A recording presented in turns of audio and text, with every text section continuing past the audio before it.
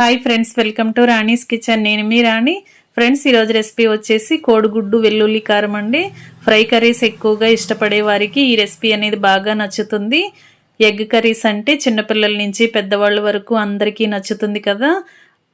అలాంటి వారు ఒక్కసారి నేను చూపించిన ప్రాసెస్తో కోడిగుడ్డు వెల్లుల్లి కారం చేసి చూడండి. నేను చూపించిన మసాలా దినుసుల్ని వేసి కర్రీని ప్రిపేర్ చేసి పెట్టండి. వారందరికీ కూడా బాగా నచ్చుతుంది. ఆ ప్రాసెస్ అంతా చూద్దాం. ముందుగా సన్నగా తరిగిన ఉల్లిపాయ ముక్కలు ఒక బౌల్ తీసుకోండి. పచ్చిమిర్చి ముక్కల్ని 2-3 టేబుల్ స్పూన్లు తీసుకోండి. 2 ఎగ్స్తో కర్రీ అనేది చేసి చూపించబోతున్నానండి. మీరు ఎగ్స్ అనేవి కొంచెం ఎక్కువగా అయినా తీసుకోవచ్చు. అలాగే వెల్లుల్లి పాయను తీసుకోండి. ఇలా పెద్ద పాయను తీసుకుని పక్కన పెట్టుకోండి.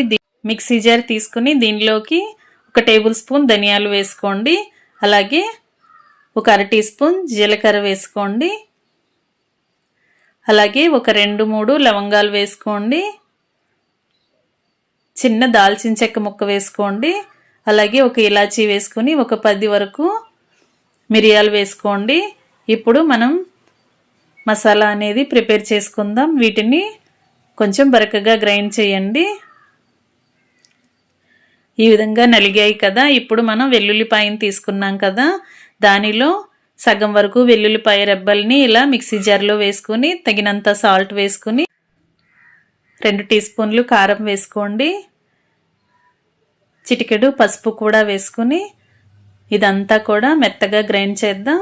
వెల్లుల్లి రెబ్బలు వేసిన తర్వాత ఇలా మొత్తం దినుసులన్నీ కూడా బాగా నలుగుతాయండి. ఈ విధంగా గ్రైండ్ చేసి పెట్టుకోండి. కుకింగ్ స్టార్ట్ చేద్దాం. స్టవ్ ఆన్ చేసి కళాయి పెట్టుకుని 2 గరిటెల ఆయిల్ పోసుకోండి. ఆయిల్ కాగిన తర్వాత కొన్ని వెల్లుల్లి రెబ్బల్ని పక్కన పెట్టుకున్నాం కదా, వాటిని సన్నగా తరిగి ఇలా ఆయిల్లో వేసి బాగా ఫ్రై చేయండి. వెల్లుల్లి రెబ్బలు అనేవి బాగా ఫ్రై అయ్యి మంచి సువాసన వస్తూ ఉంటే అంతవరకు ఫ్రై చేయండి.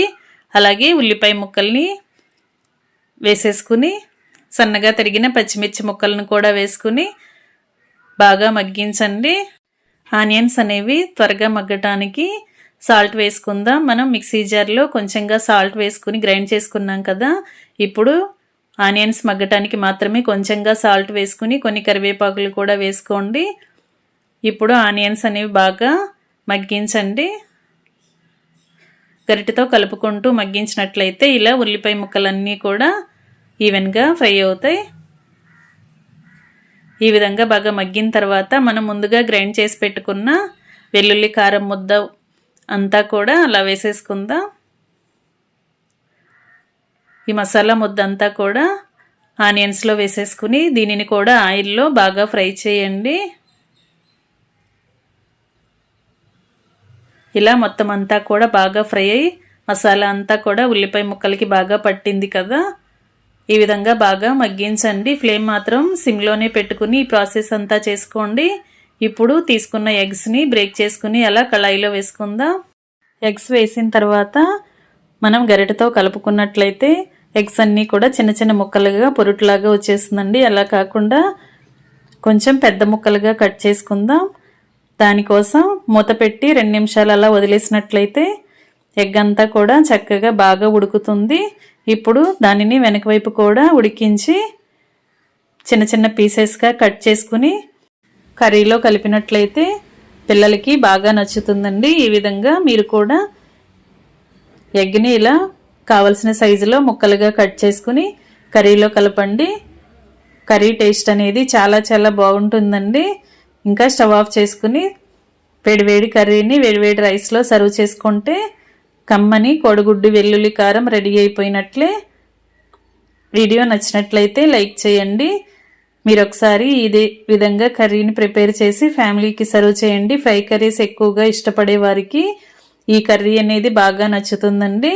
మసాలా దినుసులు కానీ ఉప్పు కారం కానీ మీ టేస్ట్కి తగ్గట్టుగా యాడ్ చేసుకుని ఇదే ప్రాసెస్తో ఒకసారి వండి చూడండి. అందరూ కూడా ఎక్కువగా మళ్ళీ మళ్ళీ వండుకోవాలి అని అనుకుంటారు. అంత టేస్టీగా ఉంటుంది.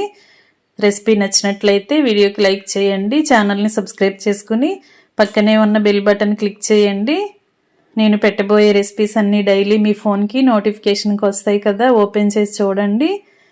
నచ్చిన రెసిపీస్ని కుక్ చేసి ఫ్యామిలీకి సర్వ్ చేయండి. మరొక రెసిపీతో మళ్ళీ కలుద్దాం. Thanks for watching. నేను మీ రాణి.